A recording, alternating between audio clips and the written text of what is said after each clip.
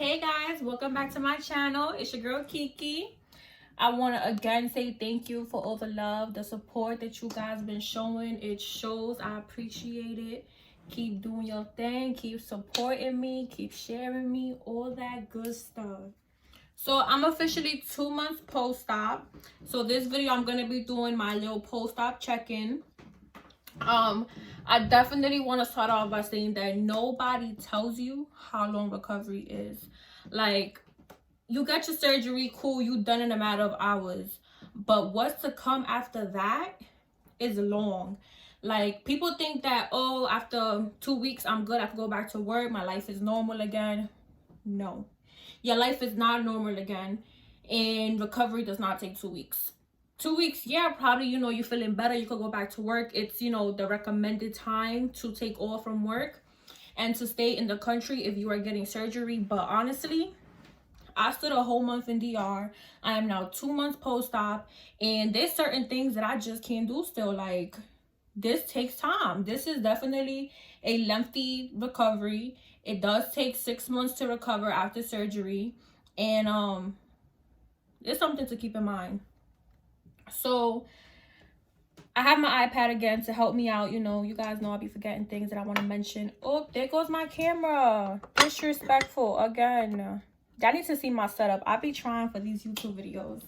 So recovery is definitely long. Every day of recovery is different too. Like, even now that I'm 2 months post-op, there's certain days where I wake up great, I'm energized, I'm ready to start my day. And there's some days that I'm just like, nah, like my body's not having it.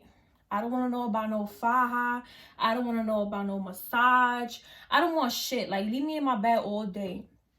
So every day is definitely different. Just because you a month, 2 months, 3 months, 4 months post-op, you're still going to experience different things every day. You're going to have good days and you're going to have bad days.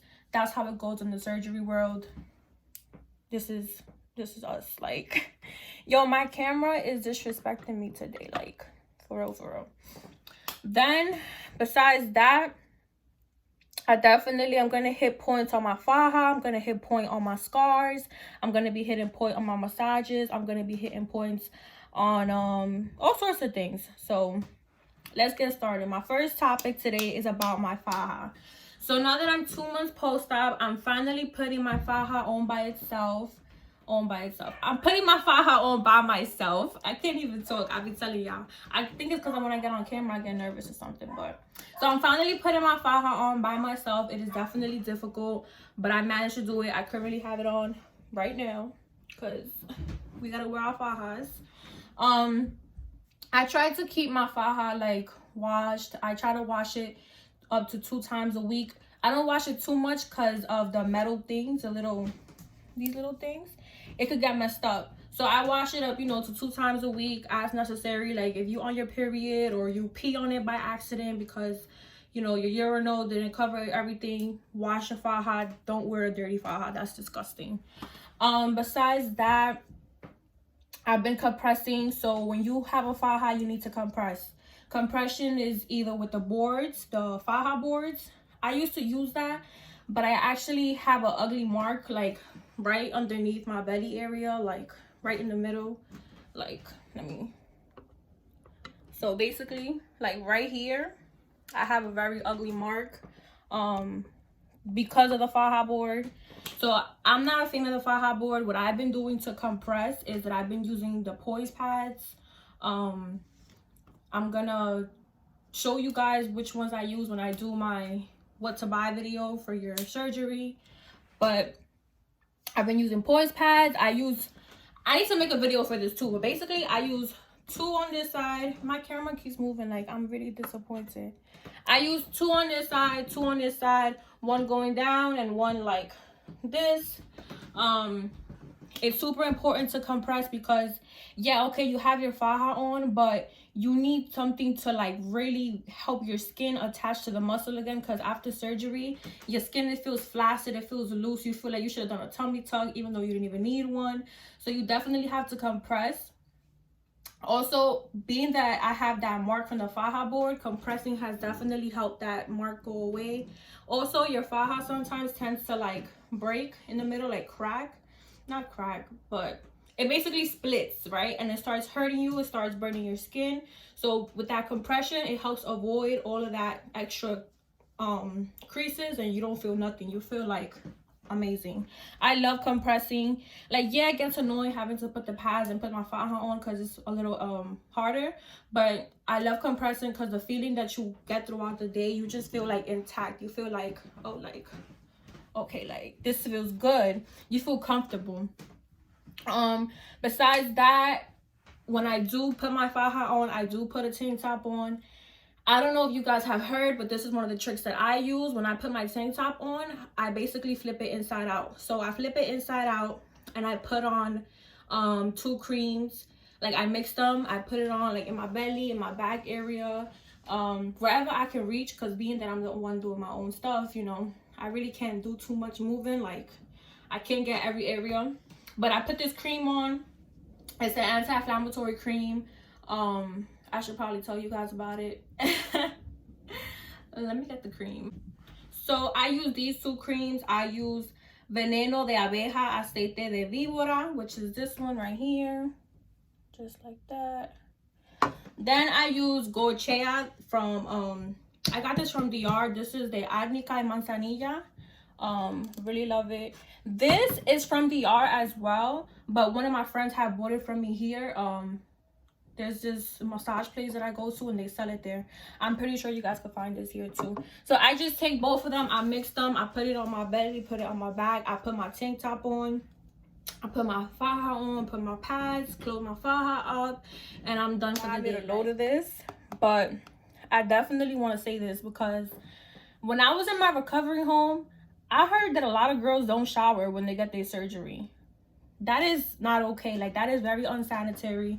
You need to shower. Like, when you get your body done, you have holes that are, you know, having to close up again. Like, you have scars. You have to maintain them. You can't let like an infection catch onto you. You need to shower. You need to use your Dial soap, get in the bathtub and scrub. Like, I don't know why girls don't shower, but that's just weird. You need to shower. As far as my scars, I'm not using anything yet to like lighten up my scars. Like I said, this cream, these 2 creams are the only things that I use. I'm not using any scar lightener, but I do plan to soon. It's just that I was told that I have to wait till like I'm 3 months post-op to use any ointments. So my scars, they are like a little visible. They're very tiny. I have like really tiny holes. My stitches have already basically closed because my stitches that they used on me to like close the little points up, my camera, basically they come out by themselves. You don't have to get them removed or anything. So that's super good. As far as massages, I'm up to almost like 30 massages. The recommended amount is 10. Some doctors don't even recommend you to get massages. They tell you you don't need them. However, whether your doctor says you don't need them or that you do, I highly recommend that you get massages. They help your skin get tight again. They help your skin get, you know, attached to the muscle. It shapes you more. Like, do you guys see this waist though? Like, what waist? So I highly recommend you do massages. I'm not gonna lie, like at first the massages was not easy. Like, I would cry during massages. I would put a towel in my mouth to hold on, like, you know, the pain. Because surgery, to me, I didn't find it painful at all. Surgery was a piece of cake. But massages, every time I would do a massage, the first couple times, I felt like I was going to faint. Now, like my last massage that I did, honestly, I fell asleep. I took the best nap. It was great. I felt great. That's one thing, though. Even when you first start off with massages, even though they hurt and you're like very tender, you don't want nobody touching you, after the massage, you feel so good. I remember my first couple massages, I used to dread them. I did not want a massage. I used to tell the lady, like, can we wait till tomorrow? And you know, she was strict on me. She would be like, nope, I have to do this. I'm sorry. I know it hurts, but it's for the benefit of yourself. So I would do it. And afterwards, I would feel so good that I used to tell myself, that used to be like my motivator. Like, you're going to feel good after the massage. Just go do it. After that, just go take a nap. Because after massages, the first couple of weeks, all you want to do is nap afterwards. So now, like, now that I'm 2 months post-op, my massages feel really good. They actually soothe me. Helen is my massage lady. She is great. I'm gonna make a video of her giving me a massage one day. I just haven't seen her because she's on vacation at the moment. So definitely get your massages. I love them. Another thing, so even though I'm 2 months post-op, my skin still isn't attached to all my muscles. Like, I still feel like my belly, I feel like it's still like flaccid. It's like not stuck to my body. Like, I feel like it be hanging. I feel like it be going like this. And it's completely normal. Like, recovery takes time. Not everybody recovers at the same pace. Everybody's different, and my stomach definitely still doesn't feel like it's attached. It doesn't feel normal yet. The massages help with that. Then my back, so my back is pretty attached to my muscles, to my body. Well, it does on me, but like, you guys understand, right? Like, I feel like it's attached to my muscle. Like, my skin is attaching to the muscle, and when I touch it, it's pretty hard. But for some reason, when I'm like bending down or I have to get something, it bothers me. I feel like my skin is detaching itself from the muscle. Like, I feel like somebody is literally shredding my skin off of my body, and I just try to avoid bending down. Like, I don't like that feeling. It's terrible.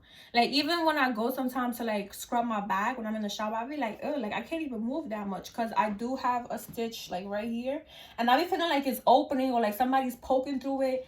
It's a weird feeling. So I try not to, like, you know, move too much like this or anything, because my back be feeling like it's detaching itself, especially without the faja. I do not feel okay. That's one thing. When you have your faja on, you feel put together, you feel strong, you feel like, you know, you can move around. But without your faja, you feel like your skin is ripping apart. You feel like you don't have nothing holding you up. So that's why I definitely recommend wearing your faja, because the feeling you get is different. Like, it's not the same from you not having a faja on. This is so disrespectful, I swear. I'm not on any kind of medications, any kind of supplements, any kind of vitamins. I was taking vitamins, I would say up to like 1 month post, 1 month. Why I can't talk? 1 month post-op. I was taking like vitamin C, iron, folic acid. What else was I taking? Oh, and every like massage that I used to get, I used to take an Advil. Like I said, now I'm like really good as far as massages. They make me relax. I love them. They're not painful, so I don't take Advil anymore. But definitely you need Advil for every like massage or whatever painkiller works for you, because the massages are not easy.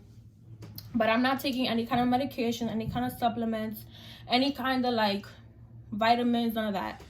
I stopped all of that. I don't even use my BBL pillow no more. It's bad because, you know, you're not supposed to sit on your butt. The longer you don't sit on your butt, the better. And, you know, the BBL pillow helps your butt hang. But I haven't been using it just because, like, when I'm driving, it's uncomfortable sitting on the BBL pillow. I have a small car. Like, I have a 3 Series, a little car. You know, I really can't even get in. I'd be struggling with my big old butt, like, oh, okay, now this leg, not like, it's too much. So I don't use a BBL pillow. I just sit on my butt. Now I do try to like avoid sitting on my butt. If I could lay down, I'm laying down, like, or I try to be on my feet, but usually I try to lay down. Most of the time you do spend laying down on your stomach. You do not lay down on your sides, and you do not lay down on your back. Purely your stomach. It gets annoying after a while, especially sometimes when I'm sleeping. I just want to turn. But you got to think about your results, and you got to think about that it's all going to be worth it at the end. So most of the time you spend on your belly. When I do sit on like a chair or something, what I do try to keep in mind is that it's not a hard chair, like, or a hard surface. I try to make sure that there's some cushion. I try to make sure that nothing that, you know, could probably affect my butt, because hello, I paid too much money for this. I need this booty plump. So yeah, I hit that point about the BBL pillow, how I don't use it. Besides that, like, this 2-month post-op is really good. I feel like I'm recovering pretty well. I'm up and moving. I started working already. Well, I did take a month off from work just because, like I said, I didn't want to put myself in a situation where I feel like my skin is not like healing properly, or where like I'm just extra drained. I took my month off from work, and I recently went back. My first day back at work, it wasn't bad. I didn't do a long shift. I did a very short, I think like almost 6-hour shift. It was very short. I was not ODing. I told myself, like, listen, I'm not going to kill myself for nobody. I'm going to go to work. I'm going to do the best that I can. And if they have a problem with it, they could send me home. But when you post-op, you need to think about yourself. And first and foremost, no matter if you post-op or not, you need to think about yourself, about your health. Yo, everything is like not working in this video right. But you definitely have to... I think I'm mad because my little lamp turned off. You need to make sure that, you know, that your health comes first, that you're making it clear that you're gonna do what you gotta do for yourself. Because the first guy went back, they was like, oh, can you go downstairs and can you bring this upstairs? And I was like, I'm not going up and down the stairs, but if you want me to, I'm gonna take my time. Like, if I take half an hour going up and down them stairs bringing you stuff, don't tell me nothing. And they were like, oh, like, never mind, just stay up here. Like, you know, you need to take care of yourself. Just because you're 2 months post-op or 1 month post-op does not mean you can start clubbing, drinking, smoking hookah, out with your friends. Oh, it's lit. Like, that's it, I'm done. No, surgery takes time. Like, you know what it is? And I'm 2 months post-op and I bend down and that should be hurting my back. Like, it takes time. You need to definitely let your body heal. You need to pay attention to your body. There was times where after massages, I would be tired. I would be like, yo, like, I feel drained. And you know what I would do? I would go take a nap and nobody bothered me until I'm up. I didn't care. Like, I went and got my surgery right in the middle of midterms. I'm still in college. And I used to miss classes. I used to be like, listen, I'm not up for it. I don't feel good. I just got a massage. I am drained. I'm going to go to sleep. And then there was times where my body didn't want to be in the bed no more. I was tired of laying down. I was tired of, you know, being in the room all day. I used to get up and I used to go walk around outside in the backyard. I would get up and go to the living room and walk in circles, just because you need to listen to your body. If your body is telling you get up, be active, get up and be active. But if your body is telling you, I need you to lay down and take it slow, take it slow. And trust me, your body's gonna tell you, especially when you get surgery, your body tells you, your body definitely reacts differently, and you need to pay attention to them signs, because if not, you're gonna fuck yourself up. So I definitely want to show you guys what I'm looking like now that I'm 2 months post-op. My phone moved again, but it's cool because I'm about to pick it up anyways. So I am 2 months post-op. I have my Faja on. This is what my waist looks like. Little small waist. My booty's definitely poking. Yup, just like that. As you guys can see, I have my Faja on. I keep my Faja on almost 24/7. It's essential. Like, having your Faja on is what really gives you the results that you're looking for.